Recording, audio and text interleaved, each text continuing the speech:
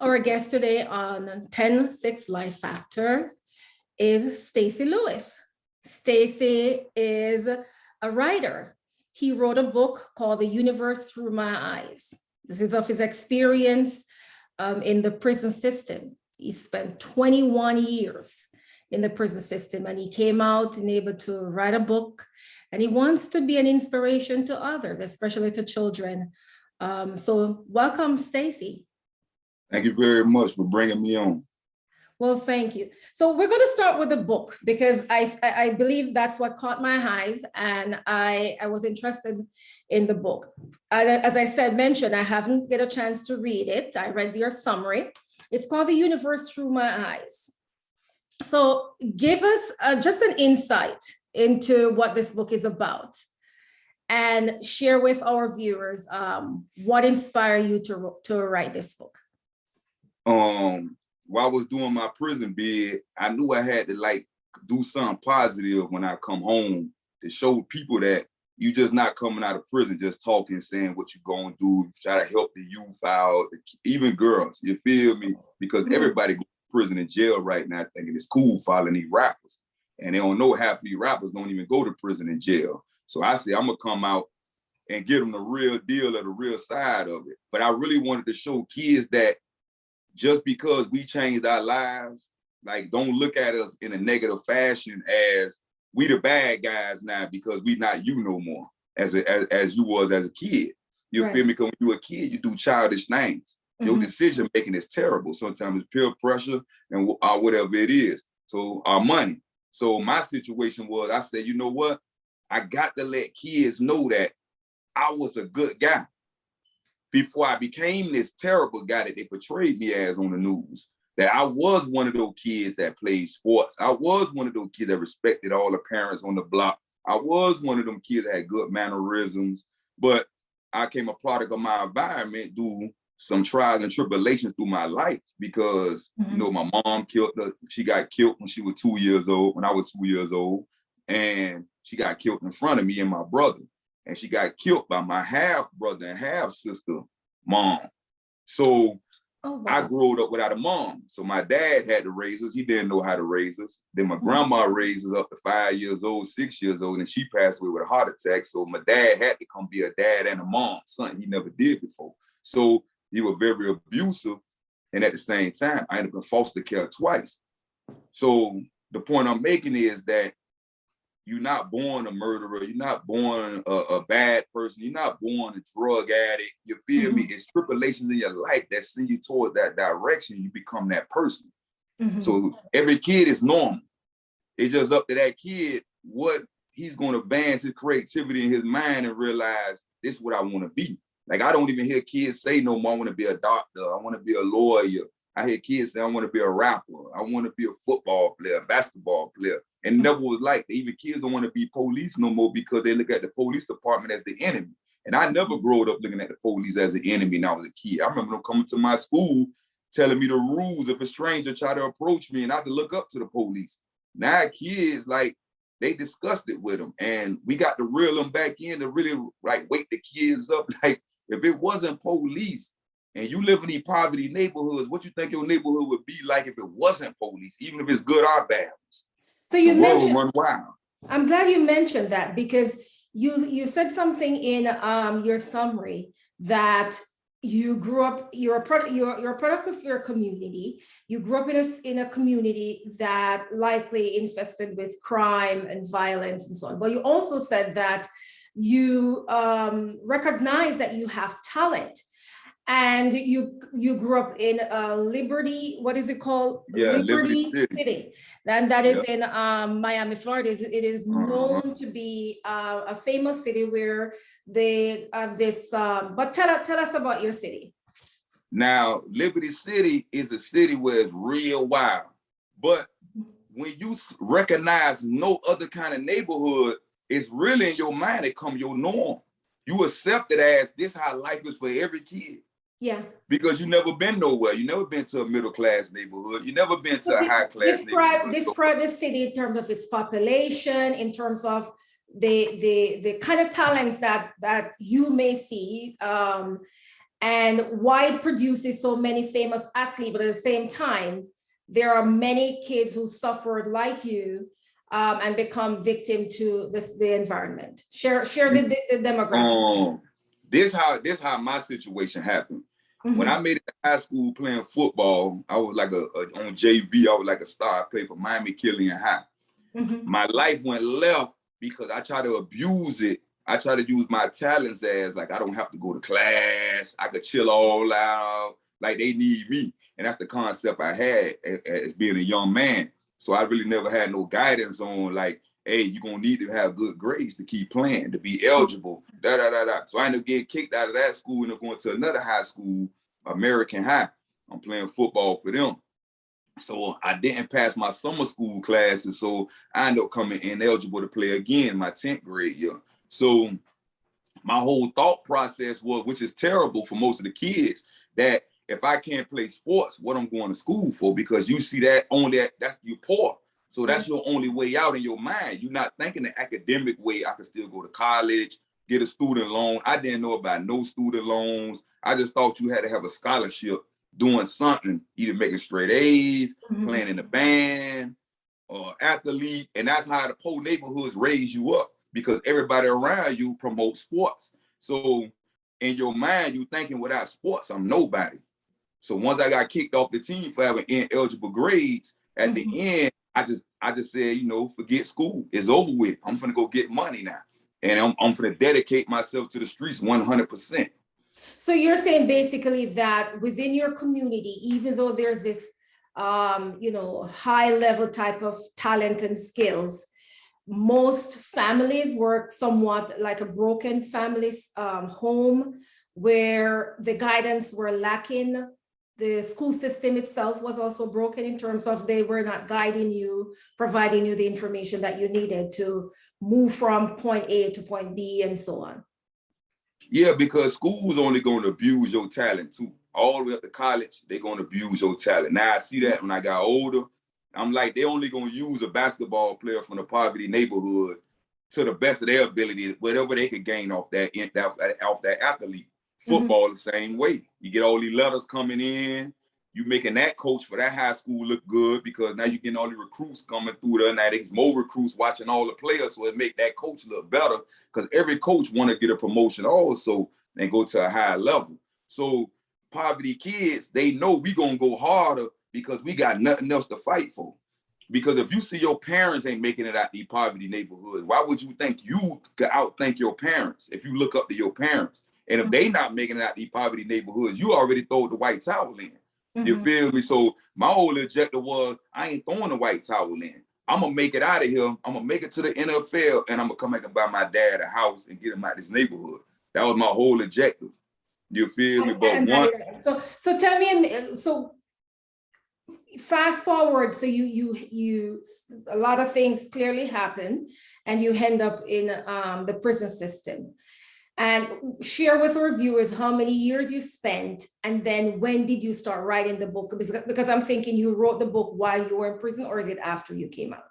Oh, after I came home, because you gotta have, it's too much robbing and stabbing going on. So you can't really focus like writing a book. Like it's too much going on around. Yes. I'm in maximum security, so it's like deadly in there. And plus the shorter I got to going home, once I knew I was going home, and my mind concept was that I still got to survive to make it out of here. So I ended up doing 21 years in prison from 1997 to 2018. And when I came home, I started writing the book immediately. So do you mind sharing the type of crime that you may have committed to get you to that point? Yeah, it was a lot of armed robberies, a lot of kidnappings. And I ended up with a 2nd-degree murder charge because one of my co-defendants, one of my best friends, was killed during the robbery while we were exiting the building. So I had to watch my best friend down on the ground because we both came out to do something negative, and negative to me bring none but a negative, not a positive. So this is negative when it went left.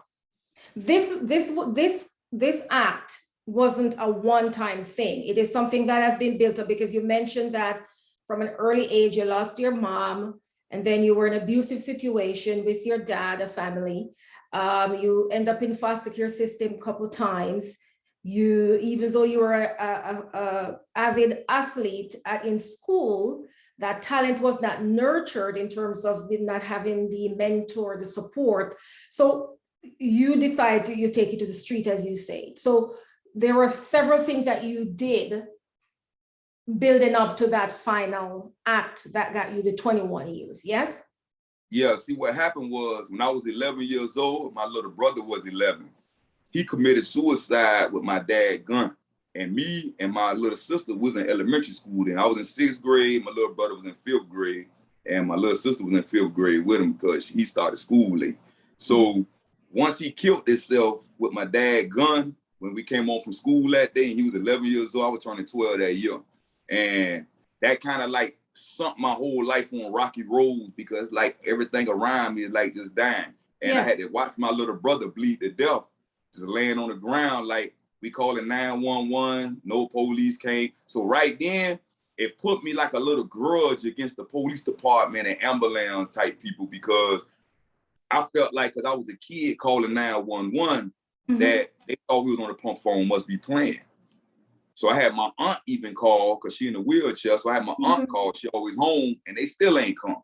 So he done bled to death. So I already had in my heart like turned toward the police like we was cool when I was younger. But now it's like, I got a chip on my shoulder toward the law now because I believe that y'all let my brother die because he was black. You feel me? And I believe it was in a high class neighborhood. Y'all would have tore the doors down with that ambulance to come. Then y'all had to get the helicopter to come. By the time they came, he done bled to death already. He was a small dude, you feel me? 11 years old, bullet went straight through him.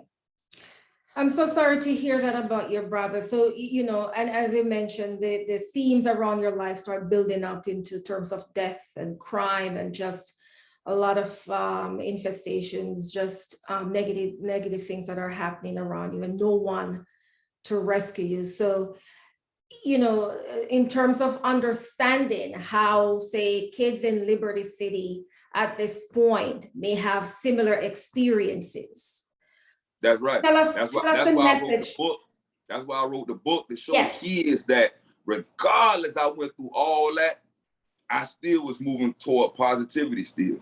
Like like I didn't use that like most kids do. They try to use like stuff that happened in their life as an advantage. Like I could mess up now and I could say throw this in my parents' face and say, well, this happened. That's why I'm acting like that. I wasn't one of them type of kids. And what bothered me the most about that, when the detectives came to see me a couple of days later after my brother killed himself, and they tried to put the murder on me like I killed my brother. Like we were playing with the gun in there. People really tried to convince me, and I knew then me and the law won't see eye to eye no more. They really got me, and I'm looking at my dad and I'm like, y'all really knew these people were finna come talk to me when I come from school, and now cause my fingerprints on the gun, so now y'all trying to say that was trying to convince me to lie. This white detective trying to convince me to lie to say I shot my brother by mistake. And you got his arm all around me like he's my friend. And I'm steady telling him, no, my prints on the gun because I took it from him the first time. I put the gun back up with the locked one on the box. So I said, y'all actually trying to convince me to take a body on my little brother. And my little brother just killed himself a couple of days ago. And I'm 11 years old. But y'all more worried about how did it really happen instead of saying let this dude mourn his little brother. You feel me? So it just showed me the concept then that what I'm up against at 11 years old, that a black guy in a poverty neighborhood is like the world is against you. The world is against you. And so how did you fare in prison? Seeing possibly kids your age at the time coming in as well. Were there similar stories where, you know, you just describe the lack of empathy the law enforcement officers had towards you? Did you see similar type of themes emerging while you were there? And possibly now that you're in a community where you're trying to give back, is part of your message, is part of observing some of the themes to kind of help these adolescent use to kind of recognize what is happening around them?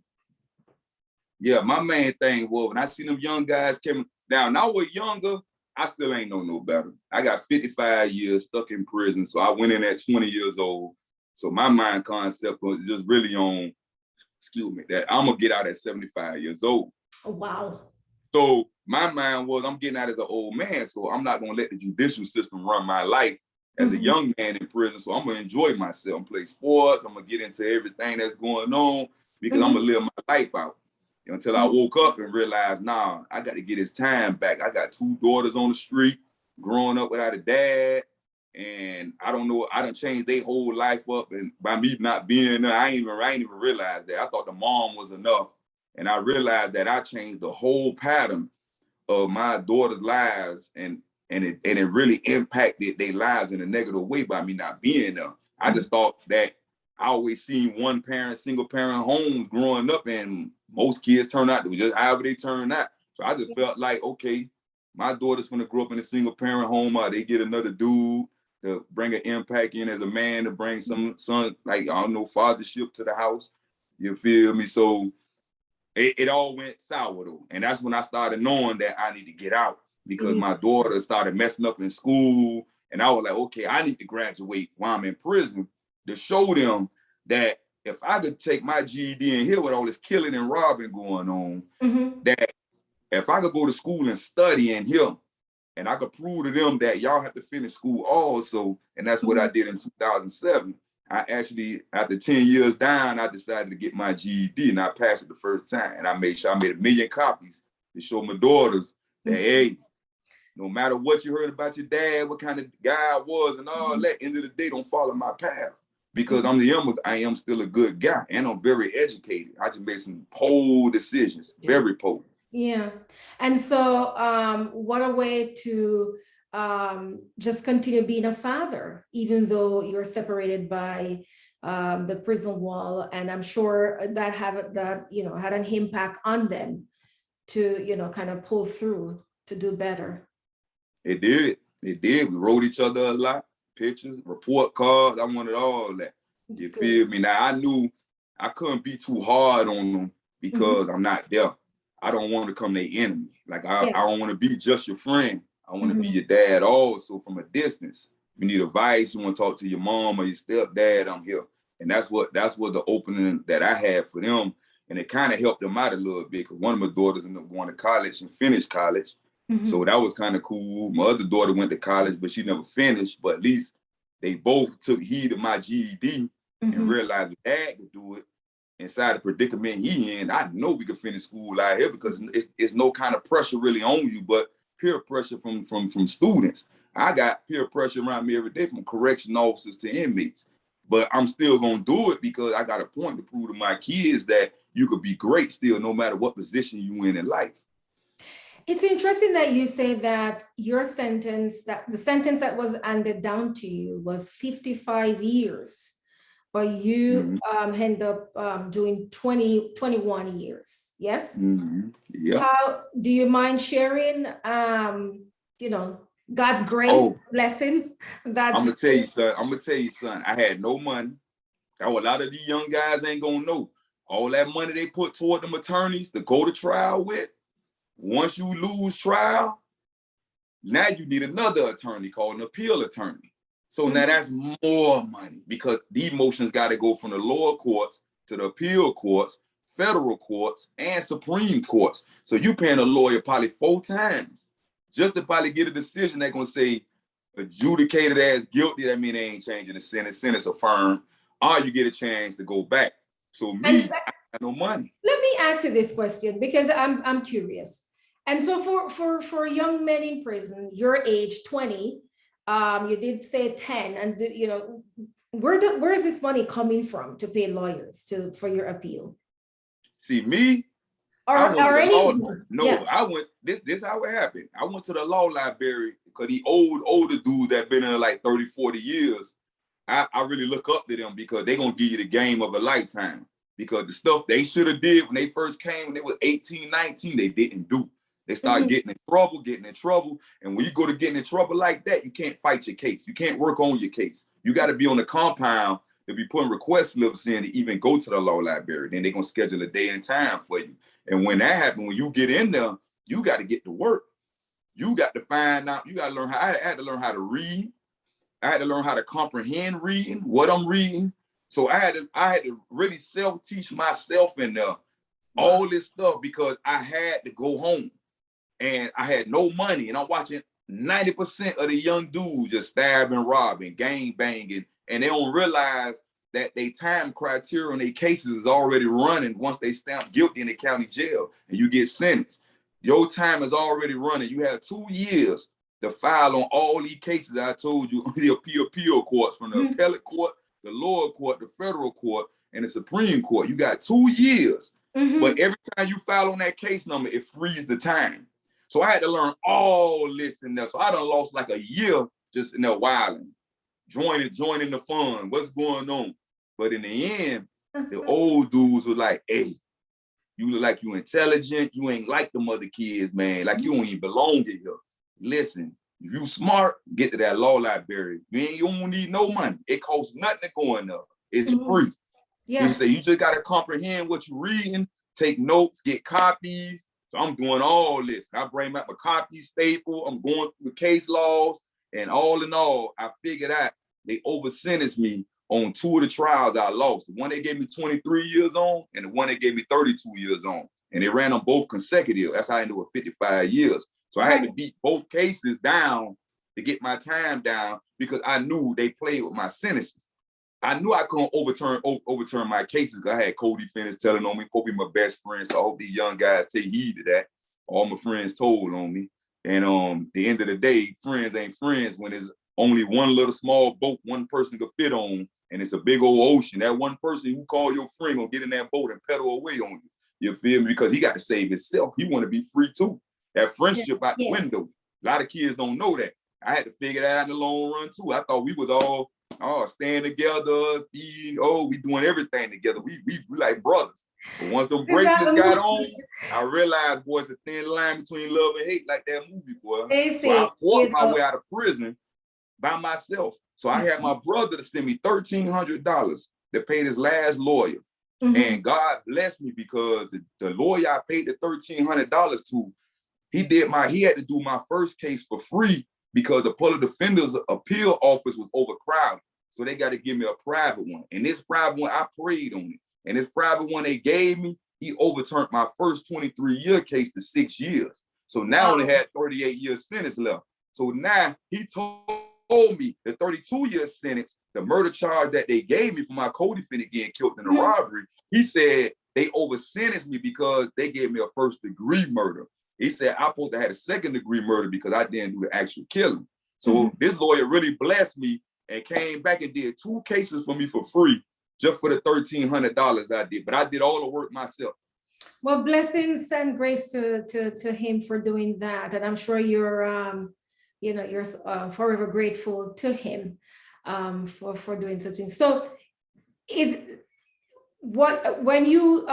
how does you learning case law, reading up cases, how did it help you make sense of your situation? I know you said that you were able to recognize that they over-sentenced you. Were you able to speak to the judge, or all of this was done on behalf of? Nah, you have to go back because it's something called record, and the stenographer lady that's typing, she have to have you on record. Like you got to be present. So unless your whole case just gonna get thrown out, that's the only way. But dealing with my situation, when the sentence gonna get resentenced, they got to bring the inmate back, bring before the court, and they got to put it on record that this happened in the day that they changing my sentence because they got to send all these records back to the prison system. They got to recalculate my numbers. You feel me? So clearly, you yield to the advice of the elderly in the prison system and were able to kind of keep yourself. Were you very successful at keeping yourself out of trouble for all this? Not at first. 21 years. In 2001, I caught an outside charge on an inmate. because I was like 24 years old. I still was wild. I ain't know no better. And I really took it to my mind that these people just gave me all this time and like everybody just the enemy now. Like I'm took away my freedom. And like this is my first time being incarcerated as an adult. Oh, this was my first offense. I only got a long juvenile record. So from 18 years old to 20 years old, I don't even have a speeding ticket. You feel me? So Wow. I didn't understand, like I'm 20 years old and this judge is looking at me like I've been doing this from 18 years old to 20 years old, keep coming to the court system like a revolving door. And I'm like, this is my first time ever in trouble as an adult. And I'm 20 years old, 2 years over 18. But the judge was like, the kind of charges I got, and everybody claimed me to be the leader, so I'm the bad guy. So I'm the one get thrown up under the bus while everybody else court deals, and they went home in 3 years, or they went home in the same year. So me, while I'm still fighting my case, everybody else was home on the street, chilling. My best friends. How did you get to that place of one, self-forgiveness and forgiving others? Because you mentioned, you know, your friends, they had to look out for themselves, who were actually part of whatever the act that you committed. So how do you get from forgiving self and forgiving others? Or have you reached that point, by the way? I ain't gonna lie though, man. I started picking the Bible up like around 98. And when I picked the Bible up, I had 2 Bibles. This dude gave me a straight New Testament Bible, and he gave me like an army fatigue Bible. I still got both Bibles in my room right now. And I hold them because they sentimental to me, because that's where a lot of things changed in my life, where I really gave up when they first got me, because everybody around me is saying the same story. Oh man, he black, man. Y'all know they finna send us up the road for a long time, boy. You going to prison 20, 30 years, life sentence. And everybody I see go to court around me, they all come back with 30 years to a life sentence, or multiple life sentences. So in my mind, I'm like, these guys just like me. When my turn gonna come when I'm gonna have all these life sentences in 30 and 50 years. So once you instill that in your mind, and it's sad because the older guys in there, like, and I was 20, to me, older guys were like 27 and 28. I feel like they knew more than me. And when they started telling me, little bro, this how the system really worked, I kind of gave up that first year. But when 98 came, I started reading the Bible that the dude gave me. And I started like really catching heed, the knowledge of myself. And I really was like self-teaching myself to read at the same time while I'm reading the Bible. And I wanted to learn what a lot of this stuff meant. And I seen how positive the Bible was. And I was like, I need to start applying this stuff to my life right now. Because if I am going to go to prison, I am going to court. I can't go to court and win without I ain't got no paid attorney. I'm a broke dude. All the money I had came and gone. And that's what a lot of young guys don't know. When you getting the money, you spending it as it come. So when you spend as it come, because you always think I can make more.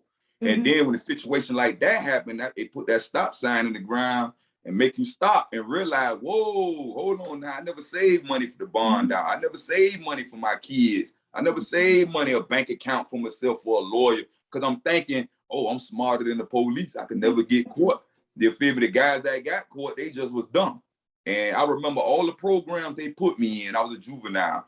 All them guys were older guys from prison, same way I'm speaking to them now.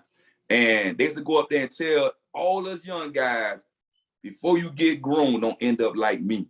I thought I was smarter than the police, and I thought I knew everything. And we sat there right there saying the same thing. Oh, he just got caught. Get this dummy up out of here. Get this old dummy out of here. And when I got locked up, I came that same old dummy in there. When I hit 40 years old, I'm realizing, whoa, this dude told me long time ago when I was a juvenile, take heed to this now, because all y'all gonna be laughing. Y'all don't want to hear what I'm saying, but y'all going down the same path I went. He said, y'all just looking at me how I'm presenting myself today. He said, back in the days, I looked just like y'all, talk just like y'all. But when you change your mindset, kids don't look at you the same. That's why when I do a lot of speaking, I make sure I look like this, because I make sure I let them know that I'm one of you guys. But at the end of the day, you could change your mindset and still look like this and do positive things. Yeah. So where do you find your audience in your community?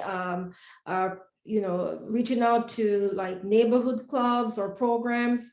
Who have you been sharing and trying to inspire towards, change in terms of the giving Um, back? I went out to Jackson, Tennessee, Mhm. and they had a lot of police out there. They had a lot of black chief of police in Jackson, Tennessee, chief fire department people, and I had the prison reform people. So they wanted me to come out to Jackson, Tennessee. So I went out to me and my family went out there, and Mhm.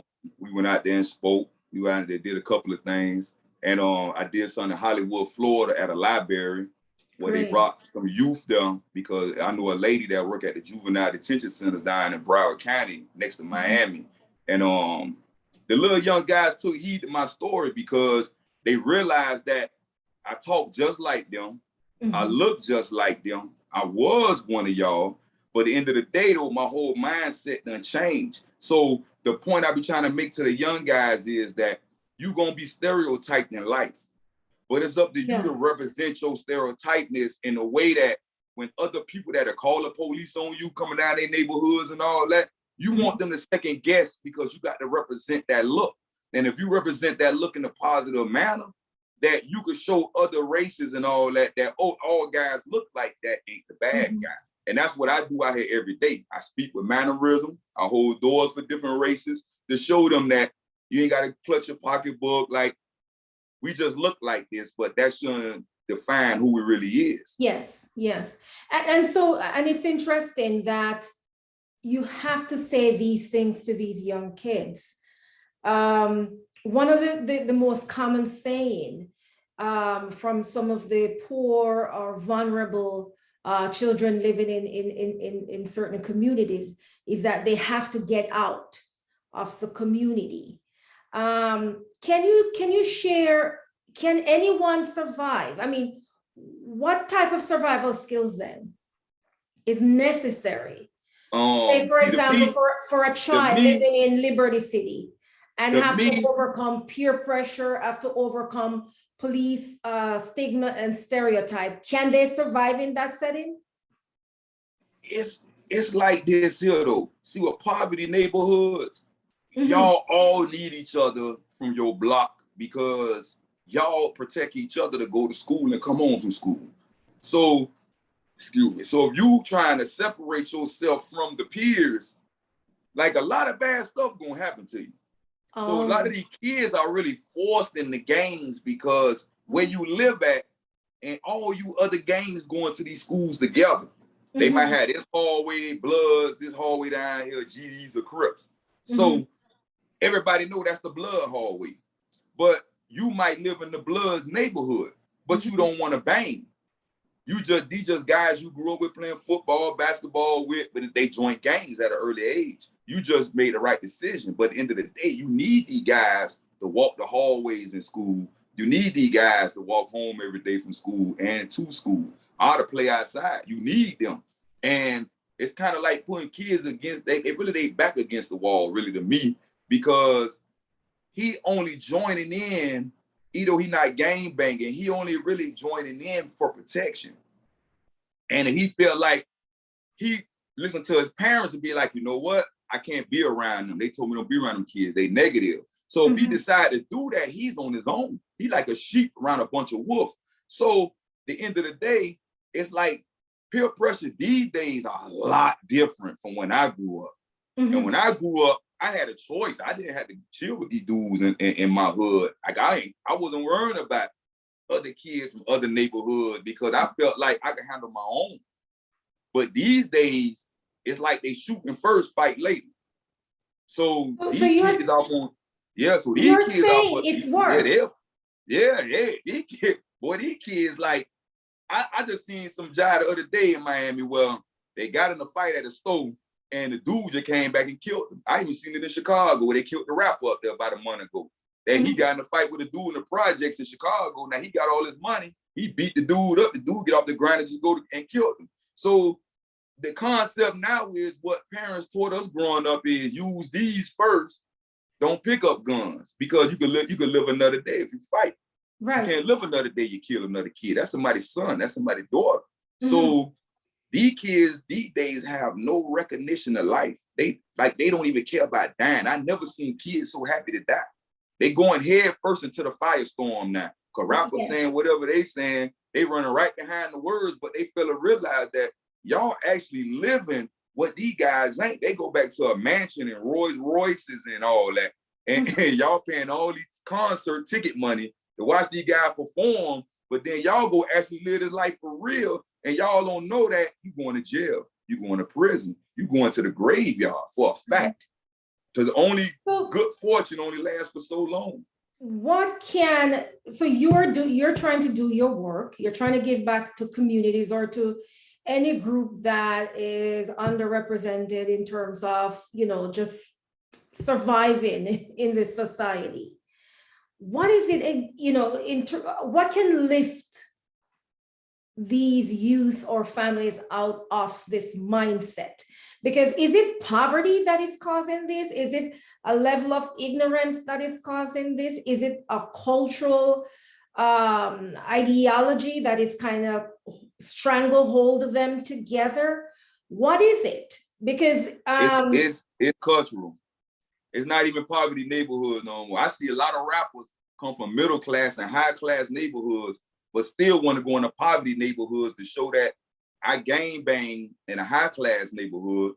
But since y'all say I don't be in the hood, I'm finna go to the hood today and show y'all I'm finna be with the other gang brothers to show y'all we're up under the same set.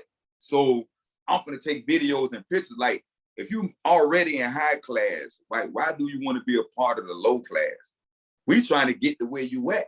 But the high class want to be down with the low class now because they feel like they was like left out of the poverty fund. I don't understand it, but I see it in Chicago all the time. Where these people go see O Block. They go visit O Block on projects like it's going to see the Martin Luther King monumental or something. You feel me? Oh, I'm on O Block, man. I'm from Wisconsin. I'm from Miami. I'm on O Block. Look. Like, y'all is worshiping death.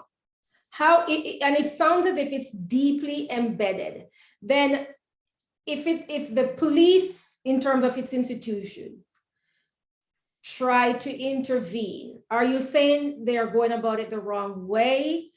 What should be the intervention model then? Education, dispersing of communities in terms of, I know like you call it the projects. Is it that getting rid of these projects community, enforcing, Biden, for example, President Biden right now is advocating for free community college. So do you believe free education from high school?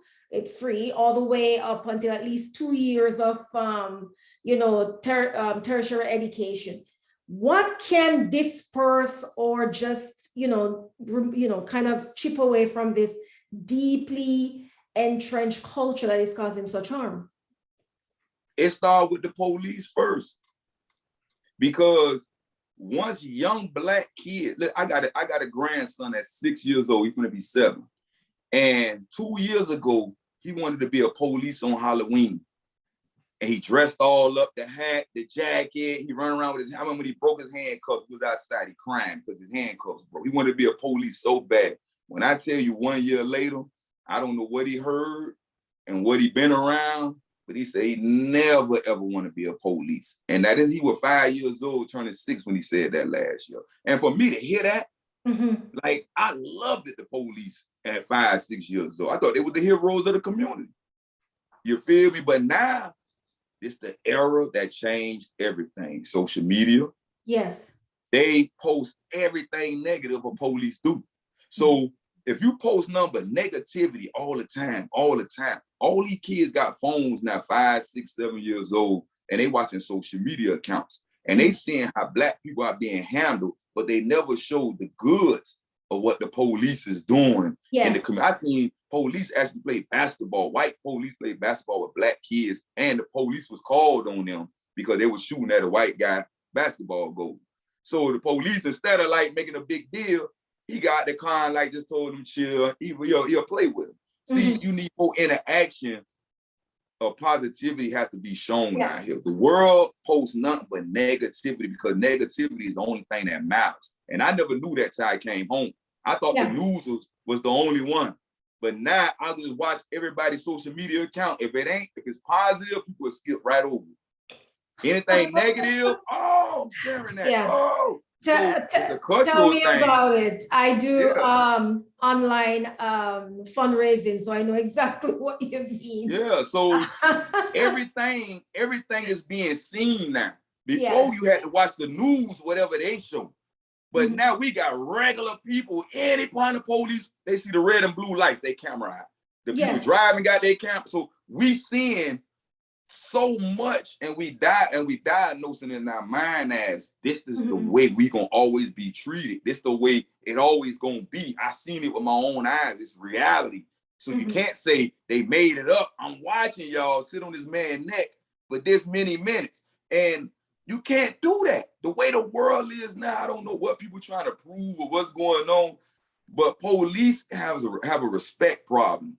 Of course, blacks gonna be real disrespectful because that's their norm, the way they communicate. That's how they talk. They don't know nothing else. They not being taught nothing else. But the police, you come from middle class and high class neighborhoods and decided that I want to be a police one day, but you don't know how to deal with these kind of cultural people from poverty neighborhood. That's all they see, death and yellow tape. That's all they see. Police coming in harassing young guys with their pants sagging. Like, parents in the neighborhood should be talking to the kids about their pants sagging, showing their drawers and boxers before police should have to jump out on them and correct them, going through their pockets, got them sitting on the ground and handcuffed, running their names.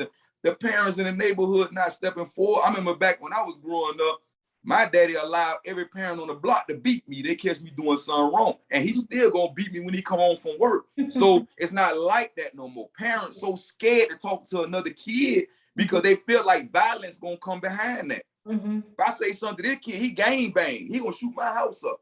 Or they gonna break in my house. They gonna break in my car. So I'm gonna be friends with all the bad kids now. I'm gonna speak and run in my house.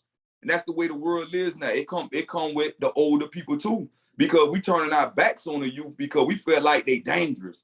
No, they not dangerous. They just don't have no guidance. And y'all running from guidance to teach them something because you feel like he ain't gonna change. I'm gonna put all these locks on my door, ring doorbell, cameras everywhere. They try this at my house, I'm putting the police on them. And think about this.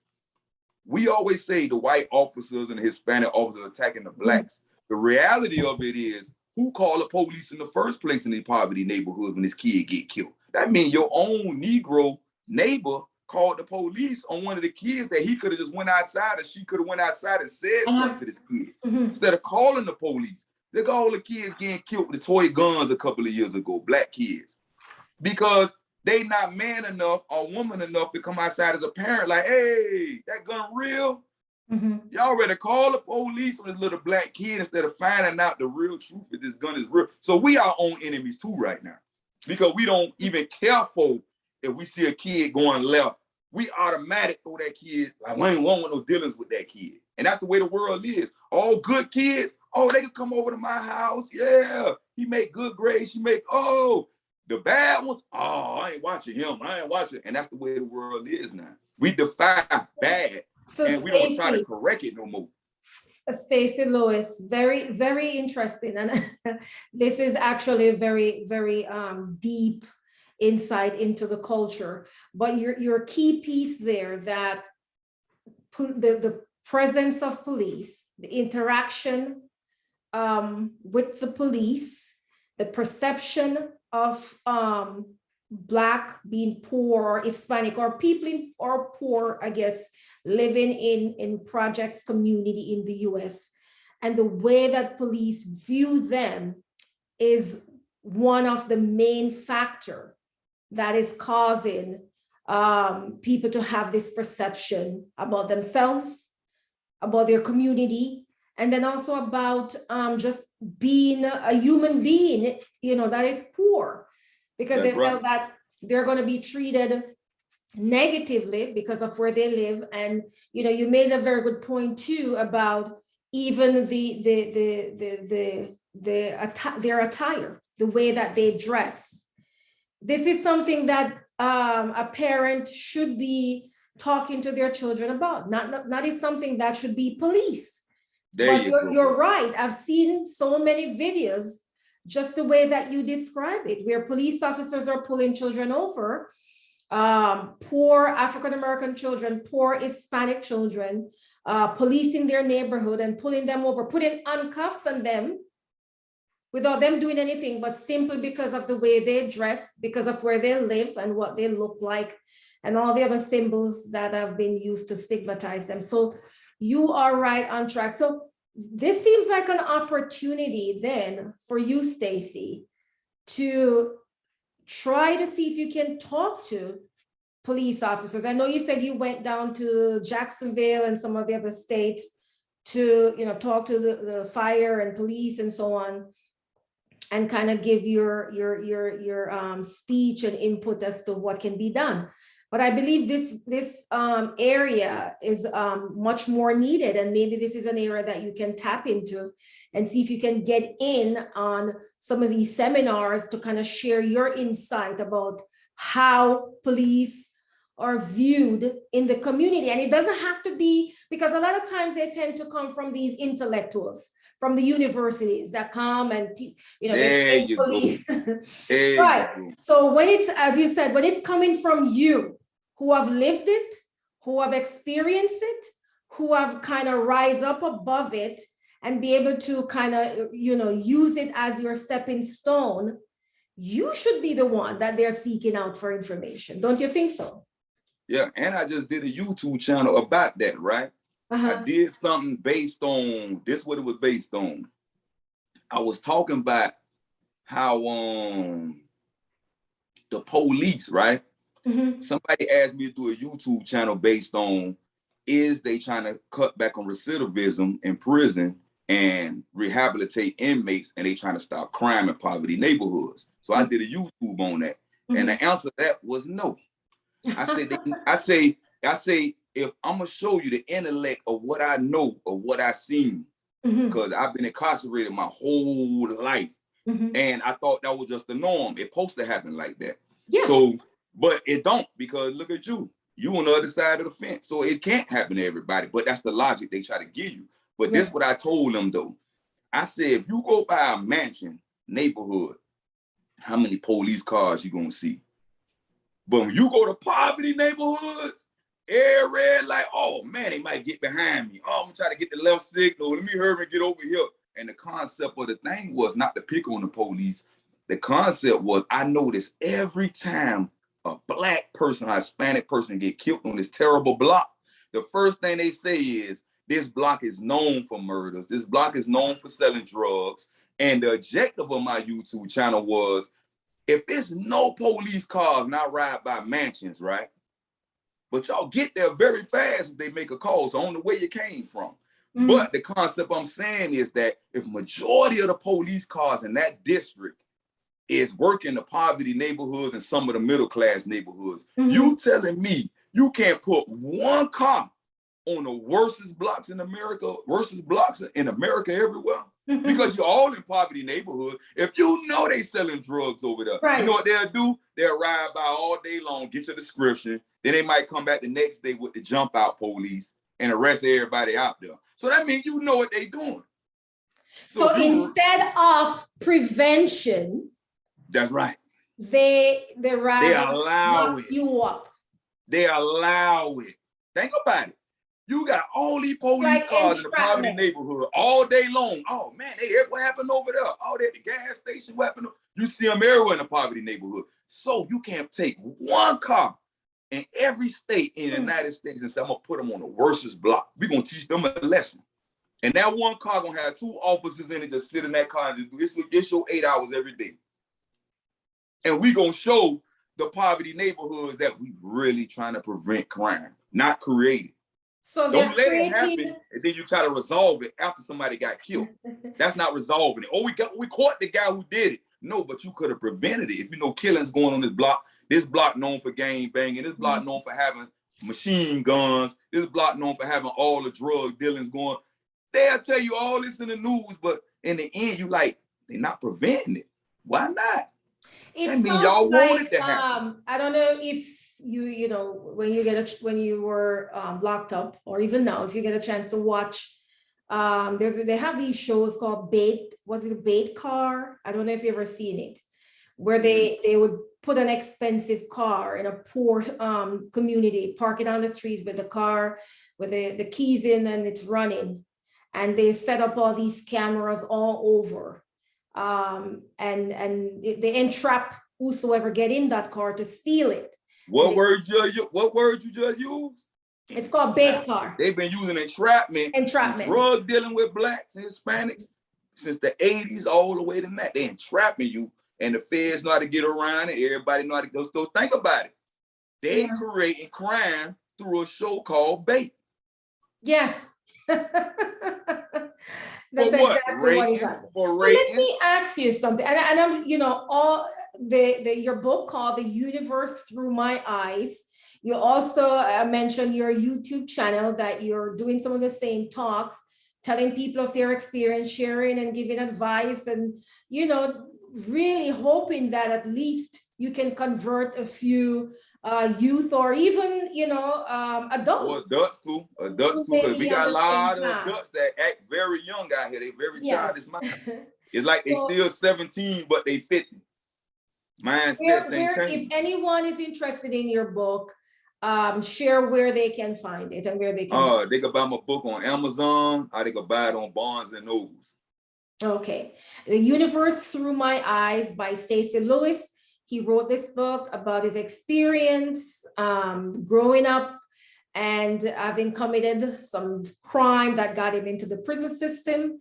And he was able to, resurrect from that, move beyond that, and sharing his life story, hoping to change one's life. So let me ask you about, there's Barack Obama created this policy called Ban the Box. I don't know if you've ever heard of it. It would impact you because we know that in the US, once an individual commits a crime and they have a criminal record, it's very difficult for that person, especially the type of crime that you committed. Yeah, that was, I don't mean to cut you off, but that was a terrible idea he came up with. Very terrible. But I do my homework and I researched it, and it applies to me. It applies to me. That's why I know it don't work. Because when I first came home, and every job application I try to fill out, right? So they're gonna take you through the first interview process, and they're gonna treat you as an upright citizen because they know nothing about your past. Right. But they still have the right and the obligation to run your name after the interview. So they're really saying, we're processing you now. If you pass the background check, once we run your name nationwide, then you could get the job. Now I'm gonna show you the complication behind that. Me, I never had a job before. I'm 20 years old. I come out 41 years old. Just look at this logic. I went to try to get a job when I first came home. And the first questions they're going to hit you with to get around that box situation, the ban box, when was your last employment? Who was your last employer? And what's their reference number so we could contact them? Now, it's a big old gap from 1997 to 2018. Now I want a job at 41 years old with no reference, no history, no resume to nothing. So I'm gonna show you something. I got a job with a felony place on Auburn Avenue. My brother up north got me this job. It's all for felonies. They hired me for 3 weeks. Don't you know they ran a check on my name for Georgia? They only go 7 years back. The lady did a nationwide check on my name and found out that I got the murder charge. So she don't know the situation that my co-defendant got killed. I got charged. So they called my phone one morning, letting me know I'm being fired. And I was only getting paid $7.50 an hour. And I still trying to change my life around, trying to work for the first time. And it got me on a school bus going from Atlanta, Georgia to Woodstock, Georgia, which is 45 to 50 minutes away, on a yellow school bus with lady felons, men felons. So I'm willing to sacrifice and do all this because I want to do positive things. And I got my book coming out, and I want to be on the right path when I came home. But once I got fired from that because of the second-degree murder charge, what happened was every job I tried to get, what was the last job you worked for? How long ago was you had it? So now they really got around the ban the box because now they know, hold on, this guy ain't been working for 20 years or 21 years. Where he been? So you already exposed to the negative side of this job of employment. Before the ban the box ain't on there, but it's common sense they gonna use it. I even had insurance on me. What most people gonna have when they come out the feds are a long prison term. And it's called insurance where they cover up to $5,000 if I steal anything from this job. Still couldn't get hired. So I'm just letting you know that your record is gonna haunt you to the end of time. Luckily, when I was in prison, I prayed on it so much that I said I'm gonna come out and try to do my own thing. But for the meantime, I'm gonna work until I get myself facilitated into the world where I could go speak to the kids, talk to the police departments. Until I get to that situation, I gotta make income come in because I can't go back to what I was doing. That means I'm gonna let every prisoner down who looked up to me, all the ones I gave them positive talks to, that's never coming home again. I can't let them down. I'm fighting for all of them. And I'm fighting for the youth. If it's 50 kids coming to listen to me talk, if I could save one, I did my job. Wow. I appreciate that information because, you know, this is one of the things about policy. It looked nice and shiny, right? That's right. I went through all the processes and in the end, and now I get the chance to actually ask you because you would be a participant of this. And here you are opening up my eyes to a part that I never envisioned it to be. But he looked like the hero when he first put it out, though. He looked like the hero. Everybody, yay! Nobody knows that it's a way around it. That's why they allowed it to be passed in the first place. Think about it. Obama, they gave him so many complications when he wanted to pass something. Even let them guys out of prison. He let all them people out. Yeah. And they couldn't stop that. But when he tried to pass a law or something that can help prisoners or convicts out, they always try to find a way to pump the brakes. Now all of a sudden they let this go through the ban the box and everybody celebrated. Because many may not see those holes in the policy. That's right. And to be honest with you, I did not see it. That's right. But now if you only did like a year, you might get what away with it. What I foresaw with this was, okay, if they do the background check, it's likely that even if you don't have to check the box, it's likely that may come up. But you have the opportunity to kind of talk about it and through that rehabilitation of, you know, you want to rehabilitate your life. But what I didn't recognize was that piece about tell me about your last employment and not having that information, something that we take for granted, right? There you go. It matters. We take that for granted. Matters. You know, give us your references. Give us your last known address.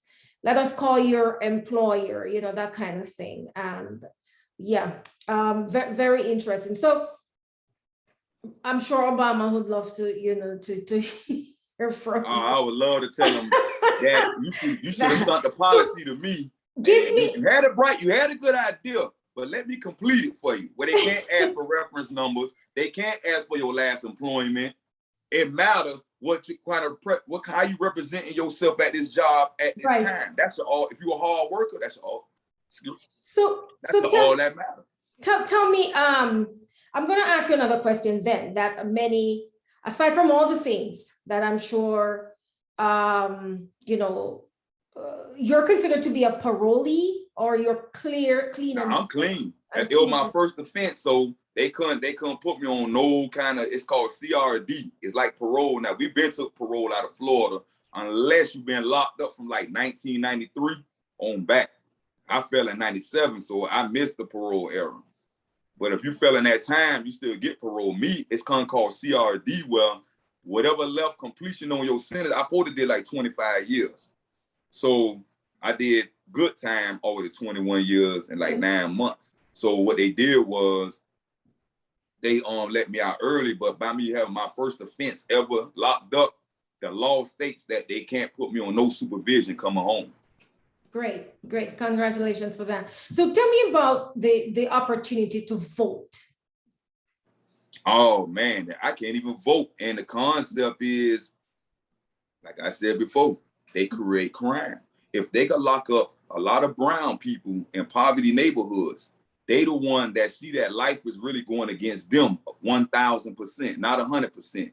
They see they getting ate up by dogs. They see they getting pulled over, getting shot for no reason. They see police planting drugs in their cars and all this. So they know these poverty people have nothing left but to throw their thoughts out there as a vote.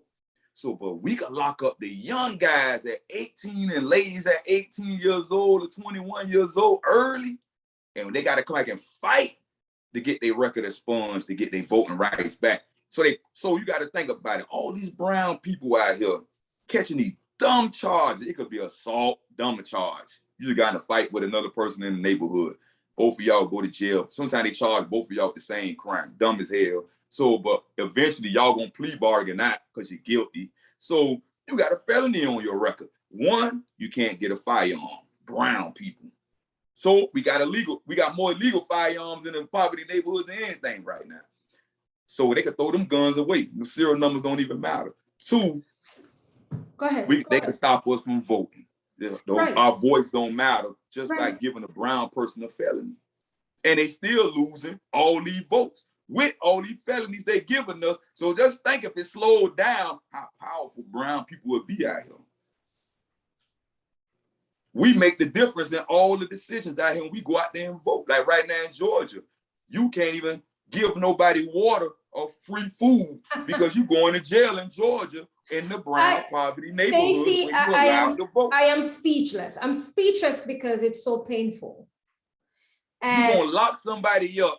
Yeah. So you be standing in a long line passing out free water and free food. You're going to send me to jail because I'm looking out for my people to make sure they could be comfortability so they can get up to that long line and say, you know what? If he can sit out here all day, give out water and food, I can sit in the line all day to pass my vote because it matters.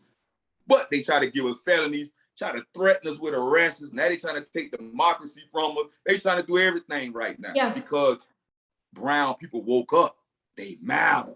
Poverty neighborhoods are waking up now. We matter. As long as we keep our name clean, as long as we stay out the police way, we matter out here. So now they like, whoa, so now we just throwing charges on anybody. Wow. So now we trying to knock the percentage down to make it inconvenient for the brown people to say, you know what? We'll never win. We throwing the white towel like we usually do. But we ain't doing that no more. We here to fight to the end. Even I'm on the outside, my voice matters. When I want to vote for somebody, I speak on that person who we need to vote for. Once I do my homework and background check on that politician.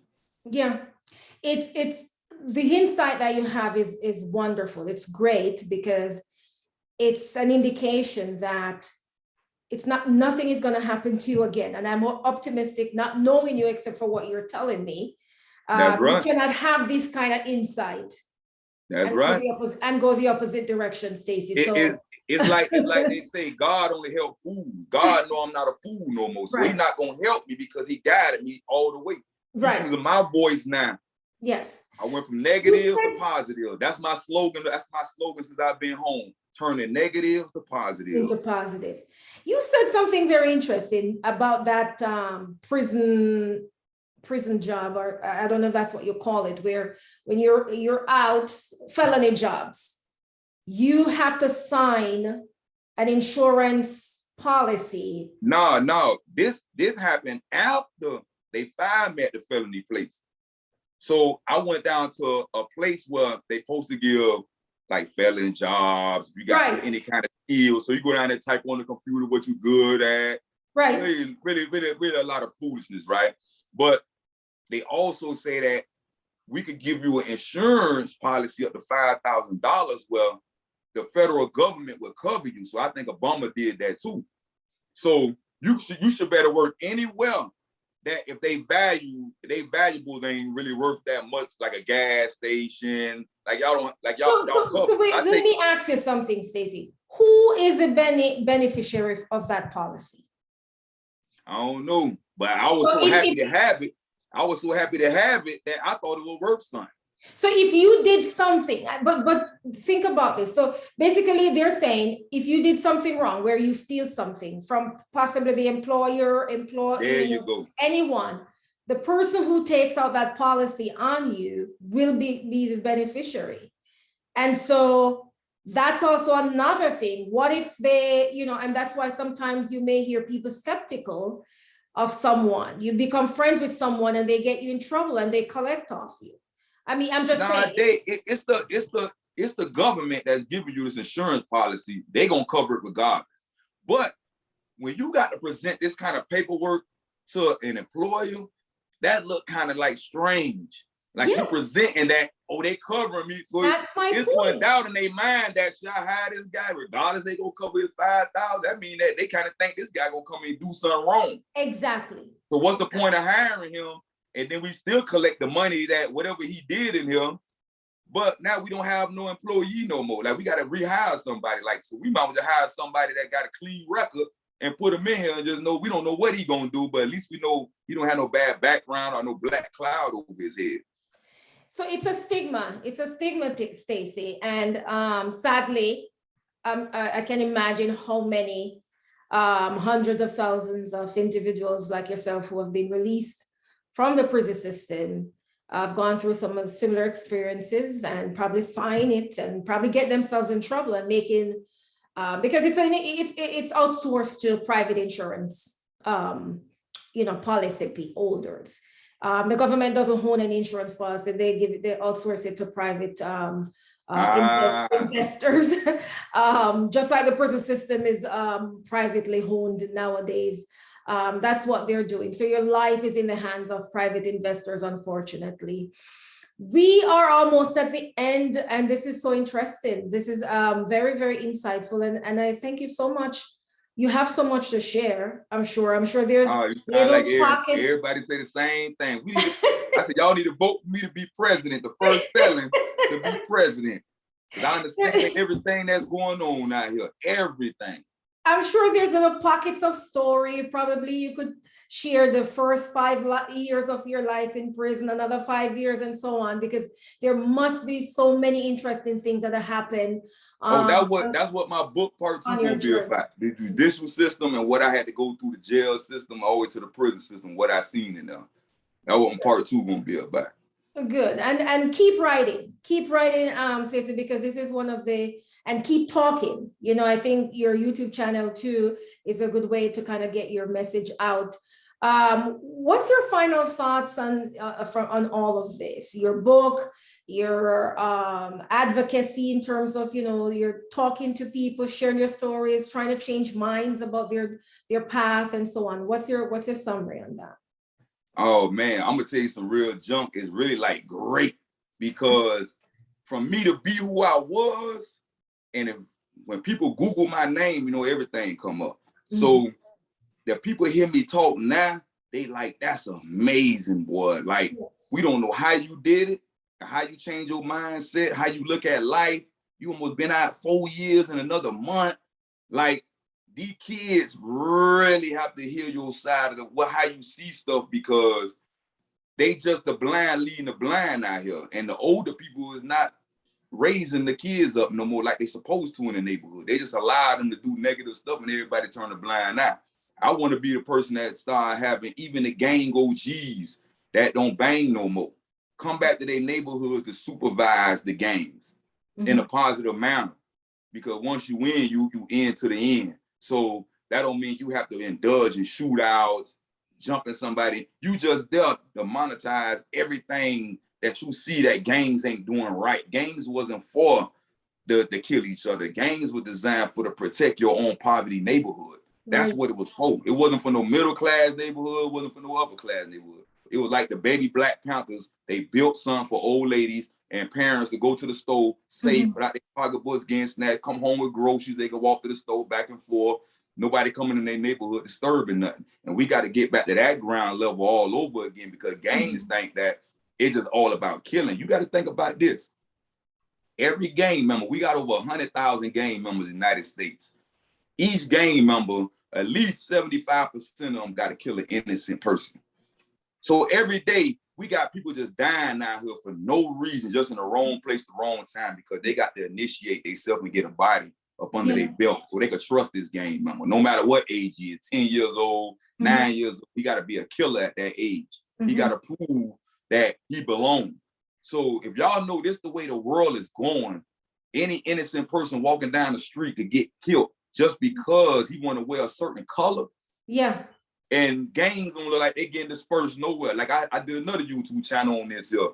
I said that I see them RICO Act 60 brown people, and I'll go out my house 2 minutes later, still scared for my life. So them 50, 60 people you just locked up is nobody. It's dangerous everywhere out here now. Even little kids go walk up to you and rob you. 12, 11 years old, don't even care. You feel me? Like, where they learning all these concepts from? They learning it from somebody, and they really acting it out. And then the first time they get locked up, their parents turn their back on them. I ain't going to get you out of there. You gonna stay in there. You gonna learn your lesson. And now they don't know that. This is how my dad did me. He left me in juvenile hall so many times that I made new negative friends. Every time you leave, I'm around negative young people. We all in here negative. Ain't none of us here being out there selling no ice cream and no Jolly Ranchers. We all negative, and we disturbing the neighborhoods at a young age. So that's and that's why the scared what is it called? Scared straight. Scared straight. Scared straight when they go to the county jails and all that. Thing, and a lot of parents think it's a good thing, and so here you are saying no, it's not a good thing. It's not a good thing because these kids want to be so hard out here. They even going to these scared straight stuff. They have to bring them through my county jail all the time, and we try to. Like I say, that's why I always say that if it's 50 if I could change one, I did my job. And when they used to bring all them kids from high school, middle school, coming all these bad kids, they bringing girls and all through men, maximum security county jail floors. And now I said they gave them the business, they gave them the business. But at the end of the day, you seen the little tough ones, the hard ones. I ain't scared of you. That's dangerous. These little kids, number 10, 11, 12 years old, telling a grown man, big as hell, I ain't scared of you. That's dangerous. That's why I say that you can't change everybody's mindset. You can't change, but you got to do the best you can. I'm going to the grave to have my name clean. It'll never be a sponge, but I want my name to be known as that I tried. You tried. To school the young people out here, man, because it's nothing on the, it's like Tupac said in the 90s, man, it's nothing but prison in the grave, y'all waiting on you if you living that life. And that's a promise. My friend in the grave, y'all, for doing that robbery with me. You feel me? I lost 21 years of my life. I come home, my kids got kids. So it sounds to me, there's a book that's written called From School to Prison Pipeline. And now you're saying it's from prison to graveyard. So there's another book that maybe you should write that book, that third chapter. Because that's all you go for. You get on crack cocaine, you're going to OD one day. Are you going to get killed stealing somebody's stuff because you need money? Heroin, you're going to OD. You're going to steal somebody's stuff. Cocaine, you're going to steal somebody's stuff. You're going to be addicted. Are you going to the grave, y'all? Are you going to jail over and over? Regardless, you go in incarceration, you alive, but you're dead. Because if nobody on the street is recognizing you as being alive behind the wall, you really don't exist. Only to the guys behind the wall. Nobody, these guys you really don't even know. You just met them. You feel? But your real family and friends that you thought you was, I'm giving money, I did all paid rents, I made sure they would fly with shoes and clothes, kept money. They're gonna be the same people that's gonna turn their back on you because they was only rocking with you because what you could do for them. And a lot of the young dudes, they really need to know that. You feel? Because it's always another you ready to take your place. And I try to tell you, young dude, I thought I was the biggest guy on my block. At 20 years old, how can I be the biggest guy on my block? But at that time, I felt like I controlled everything. But once I went in, somebody took my spot. Like I never existed. And so the numbers keep growing. And here you are. Going and going. You can change it. Stacii Lewis, it's been a pleasure. I thank you so much. And you've shared some very insightful things. Thank you for coming to 10-6 Life Factors to share your story. Thank you guys for interviewing me. I appreciate it because I want my voice to be heard across the land and every country. Everybody can hear that I changed. And once they look me up, they're going to see all my, that guy was a real street dude. I will definitely. I'm another guy now. Definitely will be looking out for that. Thank you. I'm another guy now. If I could do it, Any young guy can Anybody do it. No can. matter what predicament or situation or poverty neighborhood you come from. If I could do it, you could do it. You just gotta want change, man. Change your mindset. Anybody could go to college. Anybody could be what they want to be. It's just a choice. You gotta have patience out here. I ain't have patience. These kids don't have patience. They want to be a rapper at 12 and be riding around in cars at 16, 17, have all the women. But at the end of the day, though, it still got reality. It still got reality of life. Finish school. If you don't want to go to college, pick up a trade skill, because that's what's going on in poverty neighborhoods to me right now, is that they not teaching skill sets. They teaching them education, but they have no skill set when it's all said and done. And you need a skill set, because the trade skill, you could be a plumber, you could be an electrician. You don't need all these 4, 5, 8-year degrees. You can actually make some good money doing electrical work, plumbing work, construction work, whatever it is. It just might be a little harder road you got to take to earn that income, but you can still drive the same kind of cars, wear the same kind of clothes, and the same kind of houses. And this is going to be your message to your population that you said. Thank you, Stacii. All right, love y'all, so man. Sure.